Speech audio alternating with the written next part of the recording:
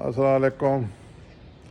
جیسے کہ آپ کو میں نے اپنے پچھلے ویڈیو میں بتایا تھا کہ میں اس وقت ایک سفر پہ ہوں اور میں ایک اپنے گاؤں جس کا نام جالا بیلا ہے، جالا بیلے کا میں نے مطلب ہی بتایا تھا کہ جالا گر اور بیلا دریاؤں کے درمیان، تو یہ دریائے سوات اور دریائے کابل کے درمیان ایک گاؤں ہے۔ اور بیک گراؤنڈ میں آپ کو جو نظر آ رہا ہے یہ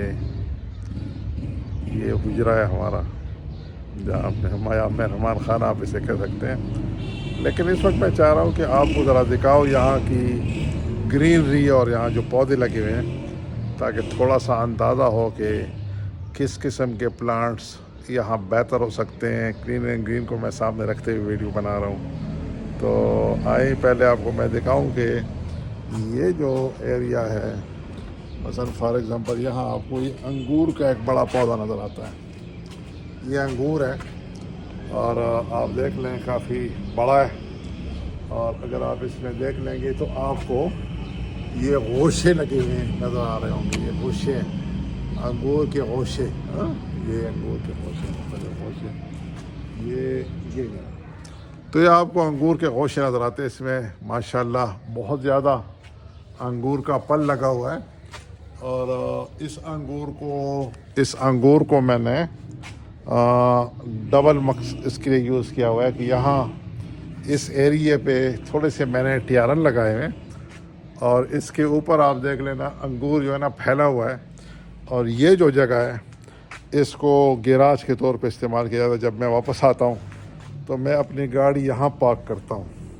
اس طرح یہ دھوپ سے اور اگر کہیں شبنم وبنم پڑتی ہو تو اس سے اس کی یہ بچت ہوتی ہے۔ بالکل پاس ہی ایک آپ کو فلاور نظر آئے گا، اور یہ بڑے خوبصورت پھول لگے ہوئے ہیں۔ یہ جو پھول ہیں یہ ہے جناب، دیکھیں نا، یہ ریڈ نہیں ہے، یہ بہت ہی پیارے کلر کے ہیں، اور بہت ہی آپ سمجھے کہ خوبصورت ترین اس پہ گلاب کے پھول لگے ہوئے ہیں جو کہ اورنج کلر کے ہیں۔ تھوڑا سا آپ آگے آئیں گے تو اس لان میں یہاں آپ کو نظر آئے گا، یہ ہے جناب لیمو کا ایک پودا۔ یہ لیمو خالصتاً دیسی ہے، اور اس کے لیمو بہت ہی اچھے ہوتے ہیں۔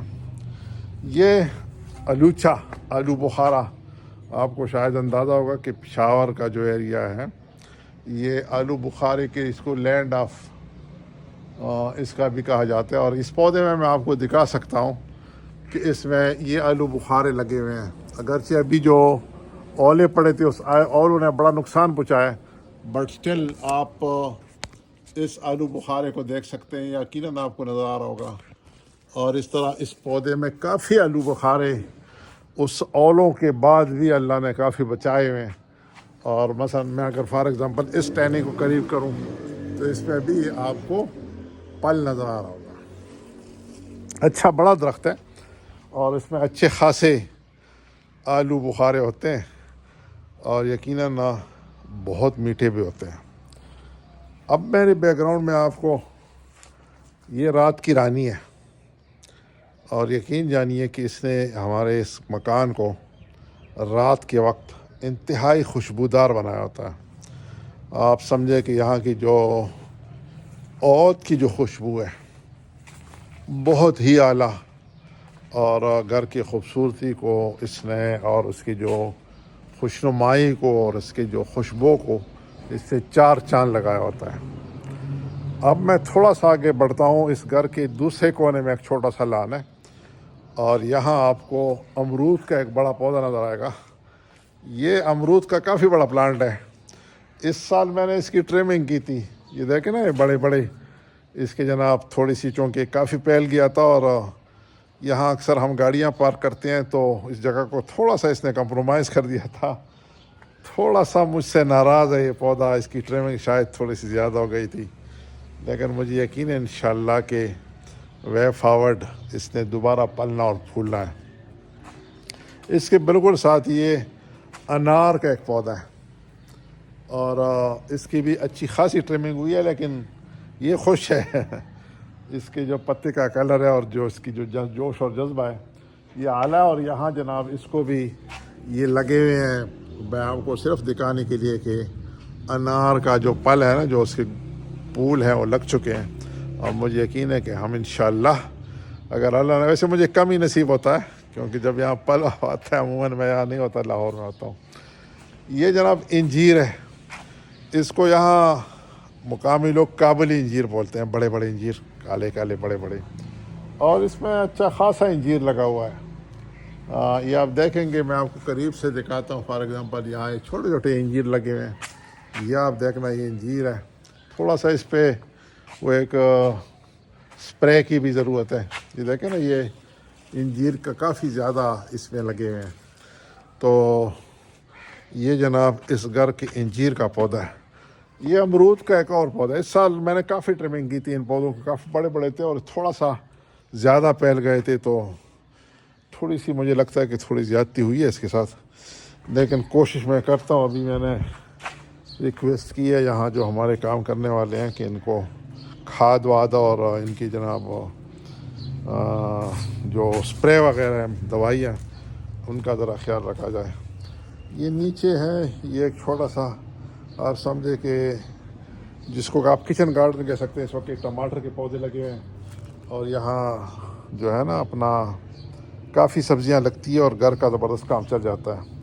یہ ایک اور ہے لیمو، اس سائڈ پہ جو گھر کی دوسری سائڈ والا لان ہے، اور یہ بھی بالکل ہی دیسی کی لیمو، اور مثلا وہ جو چائنیز اور جس طرح ہمارے پاس لاہور میں ہے، وہ نہیں، اس سے ڈیفرنٹ ہے۔ اس نے بھی، میں آپ کو دکھاؤں، یہ لیمو جناب اگر آپ کو نظر آ رہا ہے تو لیمو اس میں لگے ہوئے ہیں، اور یہ بھی اچھا پودا ہے ماشاءاللہ۔ انار کا ایک دوسرا پودا، اس میں بھی یہ پھول شول لگے ہوئے ہیں، یقیناً آپ کو اچھے لگ رہے ہوں گے، خوبصورت بھی ہے، اور اس طرح اور کافی ماشاءاللہ۔